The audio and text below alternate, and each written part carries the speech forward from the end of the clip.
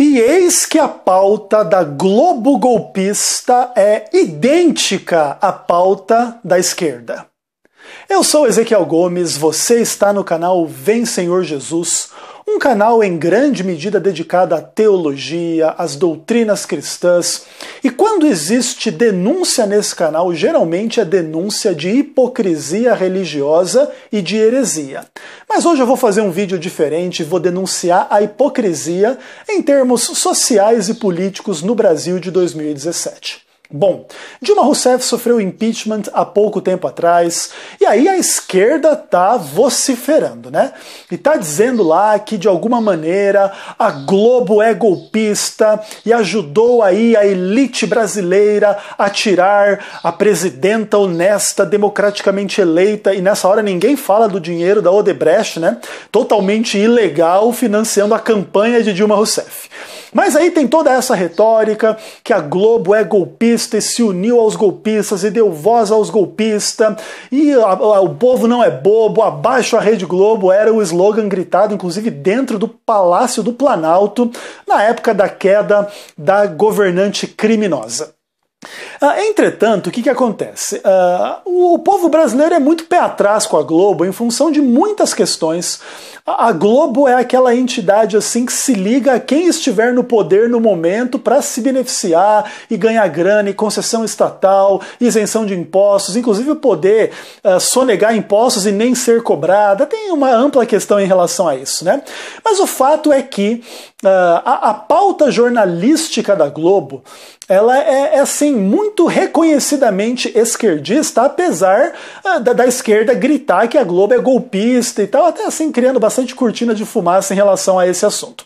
Mas o fato é, o Brasil teve aí algumas exposições de arte no passado bastante recente aí, que trouxeram aí à pauta discussões a respeito da exposição das crianças à nudez, a questões assim de quadros com representações de práticas sexuais, e aí alguns falaram em pedofilia e etc. Isso aconteceu aí então relativamente à exposição lá do Santander, do Queer Museum, lá em relação a aqueles quadros, né, que envolviam pedofilia, zoofilia, tinha ali até algumas representações de Cristo, né, blasfemas e tal, e depois também ao Museu de Arte Moderna em São Paulo com a questão ali do nu frontal masculino na presença das crianças tocando o corpo, e aí a presença das mães e coisa e tal, e isso gerou assim bastante revolta, bastante comoção dentro de um contexto social.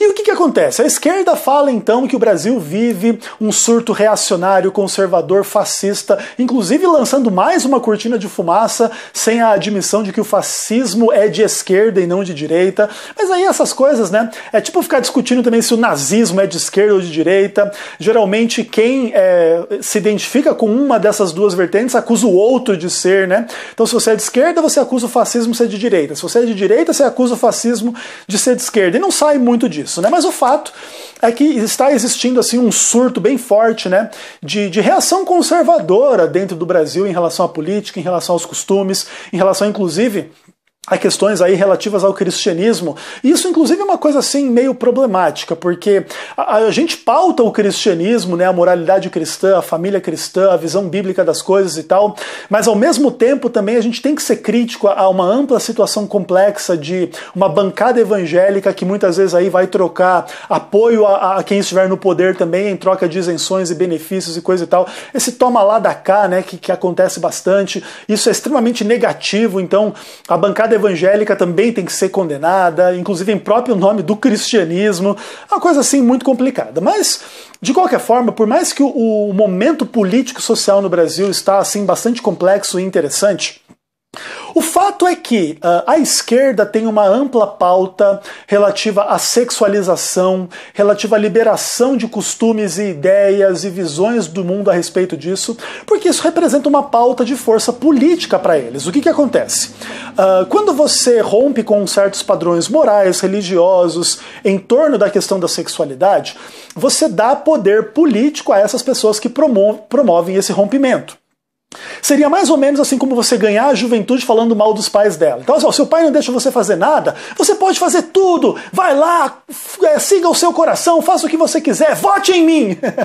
Basicamente, um pouco é esse clima que acontece. E a esquerda se usa muito, né, do rompimento desses padrões em relação à sexualidade para questionar, vamos pensar assim, quem está no poder hoje, e sempre o conservador está no poder hoje, se esquece que, inclusive, o golpista Michel Temer, que está no poder hoje, é vice-presidente de Dilma Rousseff, é esquerda, é esse mesmo projetinho sujo de poder, e você é esquerdista que fica chateado com Temer no poder e os 50 milhões lá no apartamento do Gedel, deveria ficar assim muito mais chateado com os bilhões e bilhões e bilhões e bilhões desviados por Lula, Dilma e companhia limitada.